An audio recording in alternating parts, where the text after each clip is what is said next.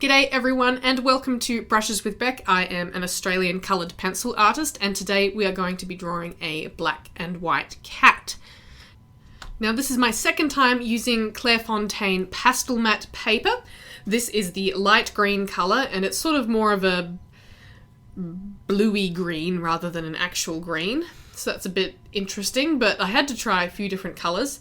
This is my very first time doing a furry animal on Pastelmat. The previous piece I did, which was a video a couple of weeks ago, was of a bird and some leaves. So this is my first time doing a full-on portrait on this paper, and it was a really fun experience for me, and I'm definitely loving this paper. Now, this is 35 by 50 centimeters, I believe, which is, I think, considered a a quarter sheet of Pastelmat. So it's decently large, bigger than A4 if that's the measurement you go for, but smaller than A3. Now, as you can see, I'm starting in by layering lots of colour in this image, not just black. My reference photo had very distinct blue side and a very distinct warm side based on the different lighting from both sides of the cat in the photo. So that's what I've gone with, is I've really emphasized those blue tones and those warm tones in the different areas of this piece. Now you can see on the side of the face here where I've started, I've actually gone in a bit too early with my detail. I actually posted on a Facebook group about this, how I'd gone in too early and I looked like I had a rainbow cat. I enjoy the colors, but how do I tone it down? And they just said keep layering.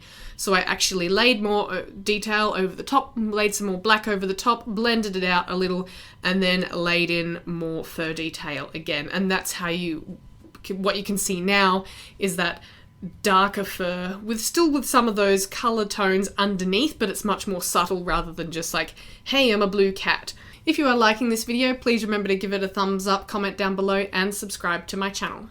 So that was a bit of a learning process for me in terms of how far do I go with the layering and how much color do I use underneath this cat. Because I have previously done a black and white cat. That was a video from last year. That was on Canson Mitton's paper. That's also a pastel paper, and that's very textured as well, but it doesn't layer as well as Pastelmat does. Pastelmat takes so many layers and you can lay down so much color so easily that it's just marvelous. Whereas with the Canson Mitton's, I went in actually quite lightly with my underlayers and I found it quite difficult to get a rich black tone. Whereas with this, I'm able to layer a lot of color underneath, make it really quite a deep, rich color and build that up before adding my blacks and building that up as well. So it's actually a really great paper for black animals, I have found. I didn't find getting really dark black tones a challenge at all. I used mostly I'm using the Faber-Castell Polychromos pencils for this piece, and you can see me using them throughout. They go so well on Pastelmat. They layer easily because of the texture of the paper.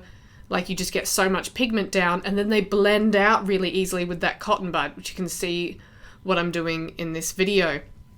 So I can be really messy with my underlayers on this paper, and using that cotton bud, it just smooths everything right out, gives a nice, good coverage with the pencil, and I can just layer over the top of that without any issue.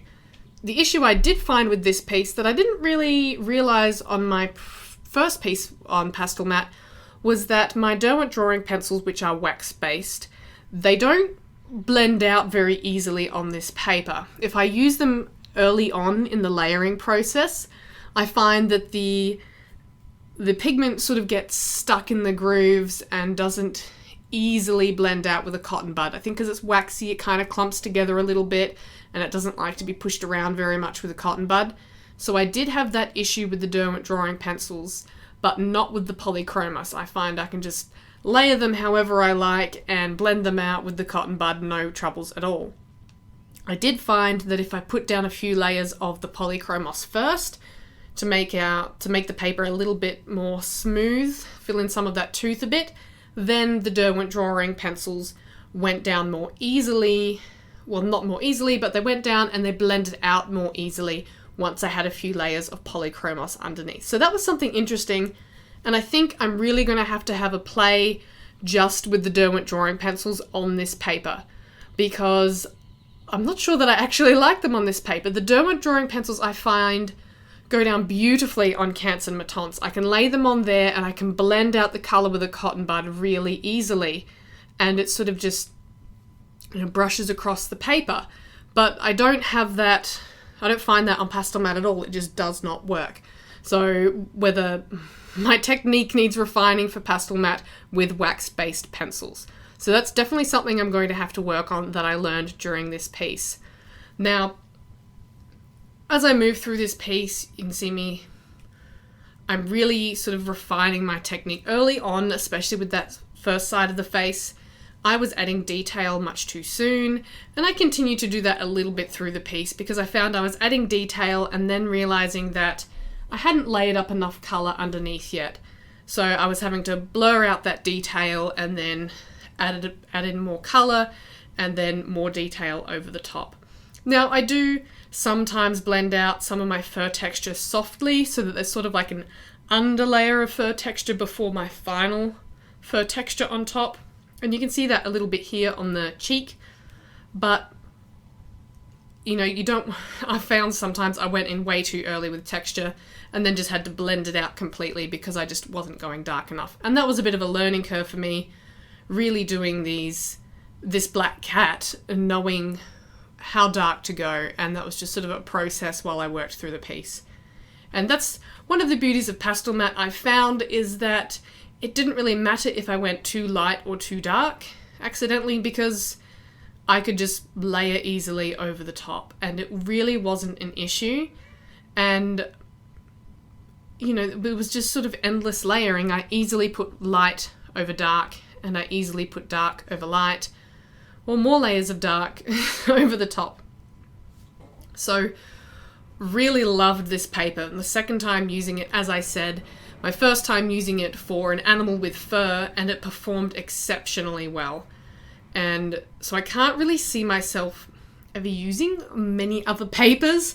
I do like the Fabriano Artistico, but I'm really not sold on it. I do find it quite challenging in some aspects, and it doesn't quite work how I want it to work. So I might have to try a couple other smoother papers just to give them a go. But at the end of the day, I really like working with Pastelmat and textured papers because it's easy on my hand.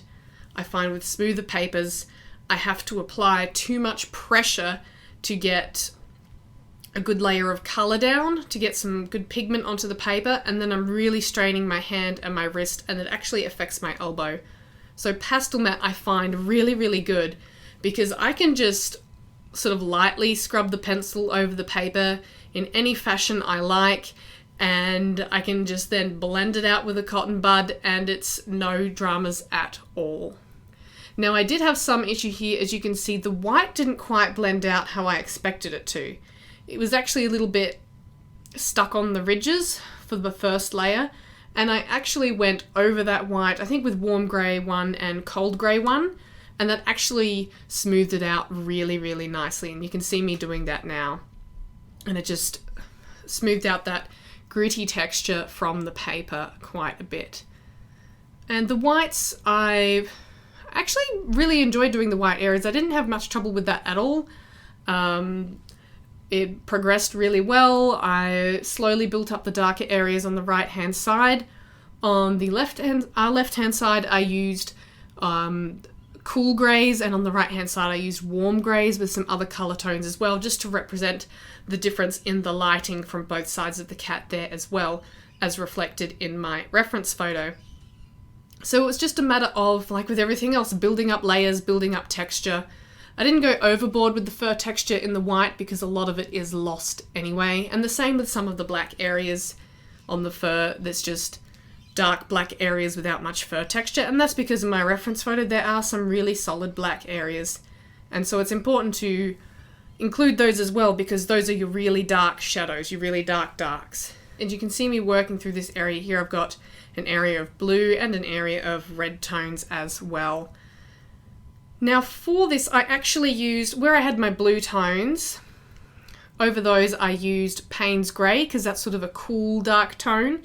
And then over the top of the red areas, which was Caput Mortuum mostly, I used dark sepia because that's a warm dark colour.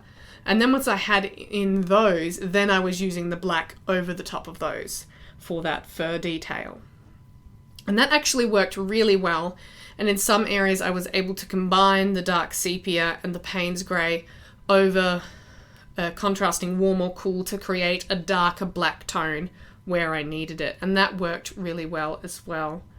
And as you can see, I'm putting light greys and whites here in over the dark fur without any trouble at all. The texture of the paper just picks that pencil right up and you can see it vividly. And I really love that about this paper. And in fact, I was working light to dark, I suppose, but in some areas I also, inside the ears, I also worked dark to light as well. Now I started this second eye a little bit different to how I started the first eye, so I ended up a bit brighter and I had to sort of adjust both eyes so they matched a bit better. But I really enjoyed doing the eyes. I didn't find putting in small details troublesome at all. Nice sharp pencil and that's not an issue. So like I said, I didn't have any trouble getting detail on this piece, just a nice sharp pencil to help get that detail because you really won't get it with a blunt pencil on this paper at all. You can see, as I said, this second eye stands out quite a lot compared to the other one, and so I do go back and refine those yellows and the blacks on the eye just to sort of tie them back in together. And like I said before, you can see how messy I'm being with my underlayers. I'm basically just scribbling down colour and then blending it out with the cotton bud, and you can see how much coverage I get on the paper with that blending. Now you don't have to use a cotton bud, you can use a paper blending stump or something similar to that and it will probably work just as well, if not better. Cotton buds are just what I have, so that's what I use, even though they're really not very environmentally friendly, so don't buy cotton buds, buy paper blending stumps. And you can see I've built up that colour and built up that colour and got some really nice blacks on the side of the face there.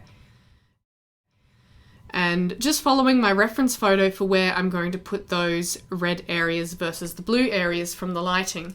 And if you're a little bit stuck with that, you can alter your reference photo, make that saturation stronger, make that contrast stronger so that you can see where those different areas of colour are. And I highlighted that in, I think it was last week's video. I showed you how I pick colours and showed you my reference photo in Photoshop with some editing done where it really showed you the red areas and the blue areas.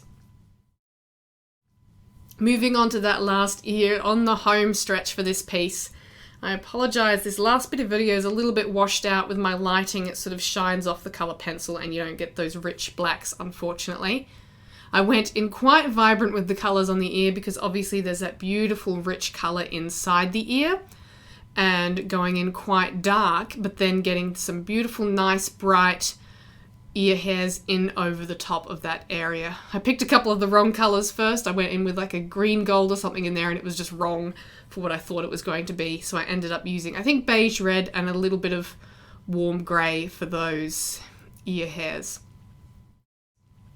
Now I'm using the Derwent Drawing Black to really refine some of those darker areas. Just go over a few areas, really boost those darks because there are some quite dark patches in the fur that I haven't quite picked up, so I wanted to go in with the Derwent Drawing Black and really refine those. Fixing up the area around the eyes because I hadn't quite finished them, done the little finishing touches, and just refining the eyes themselves. And as I basically finished the cat, I was just editing a few little details here and there, adding in some of the white hairs. I had to do the whiskers, I found the whiskers really challenging. I used the Derwent Drawing Chinese White, which is a really rich, bright white. Obviously it doesn't keep a fine point as well. Maybe I should have used the Polychromos, but this was really my first time doing whiskers on Pastelmat, so that was a learning curve for me. And that is the finished piece. I really hope you like it. I hope you were able to take something away from this video. Thank you very much for watching, and I'll see you next week for another one. Stay creative.